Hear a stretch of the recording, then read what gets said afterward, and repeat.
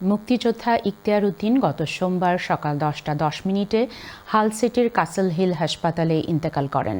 ইন্না লিল্লাহি ওয়া ইন্না ইলাইহি রাজিউন। মঙ্গলবার বাদ জোহর নামাজে জানাজা শেষে স্কানথর্প উডল্যান্ড ক্রেমাটোরিয়ামে তার দাফন সম্পন্ন হয়। মুক্তিযোদ্ধা ইখতিয়ার উদ্দিন দীর্ঘদিন ব্রিটেনের স্কানথর্প শহরে বসবাস করতেন।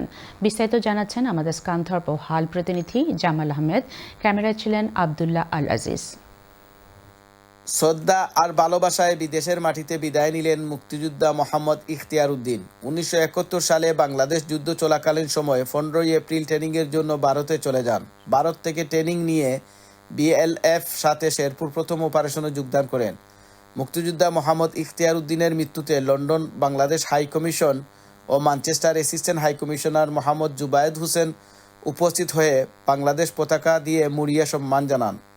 বীর মুক্তিযোদ্ধা জনাব মোহাম্মদ ইখতিয়ার উদ্দিন ভাইয়ের মৃত্যুতে আমি আমাদের সহকারী হাইকমিশনের তরফ থেকে এবং ব্রিটেনে বাংলাদেশের হাই কমিশনার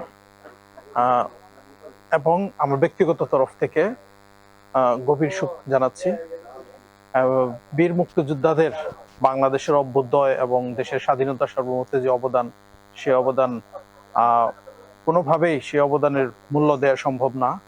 তারপরেও ওনার এই মৃত্যুতে ওনার নামাজে জানাজায় আমি শরীক হয়েছি এবং আমরা যতটুকু সম্ভব এই বিদেশে আমরা ওনার প্রতি শ্রদ্ধা জ্ঞাপন করেছি বাংলাদেশের জাতীয় পতাকা দিয়ে মুড়িয়ে। সন্তপ্ত পরিবার সবাই আল্লাহ সুবহানাহু ওয়া তাআলা সবরে জামিল আতা করুক, ধৈর্য ধরা শক্তির দক্ষ আর তাই অনেক ভালো মানুষ আসলা। আমি হাফিজুল খান তার জন্য দোয়া করি। মুক্তিযোদ্ধা মোহাম্মদ ইখতিয়ার উদ্দিন মৌলভীবাজার জেলা কনকপুর গ্রামে জন্মগ্রহণ করেন। মৃত্যুকালে বয়স হয়েছিল 74 বছর। 3 ছেলে ও 3 মেয়ে, স্ত্রী, নাতি নাতনি সহ অসংখ্য গুণগাহী রেখে গেছেন।